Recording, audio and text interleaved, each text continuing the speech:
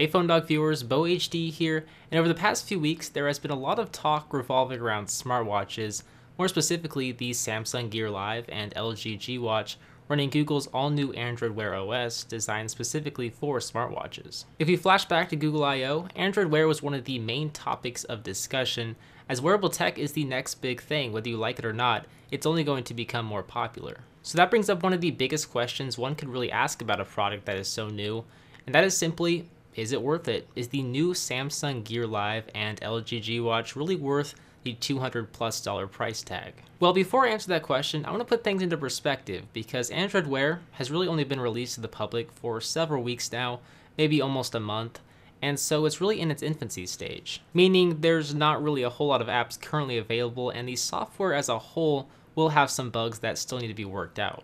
And really, since it's so new, really the only people that will even consider buying one of these watches are people like you and me. People who like tech above and beyond the average consumer, which is a good thing because we know its limitations and what to expect. I mean, there are really only two ways I can answer this question. I can try and answer it for you, or I can try and answer it for the average consumer. And right now, I'd have to say for the average consumer, the Gear Live and G Watch are just not really worth it at this point in time. For example, if we take a look up close at the Gear Live running Android Wear, we'll see this is basically your standard watch that not only tells time, but also displays various notifications.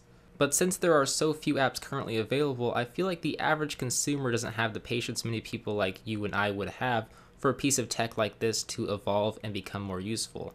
I mean, just by looking at this OS, we'll see some notifications, but really not enough to justify spending $200+. But hey, for you it might be different.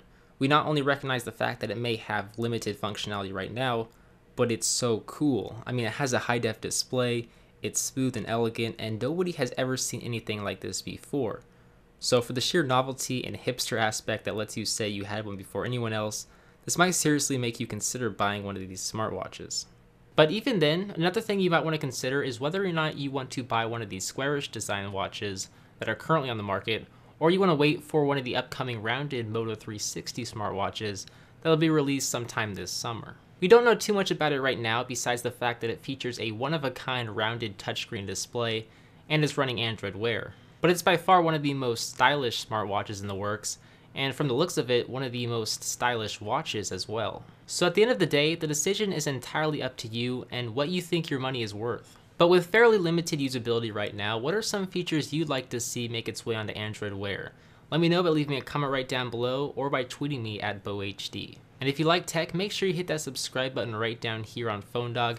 There's a lot of great tech you definitely don't want to miss, so make sure you click that button.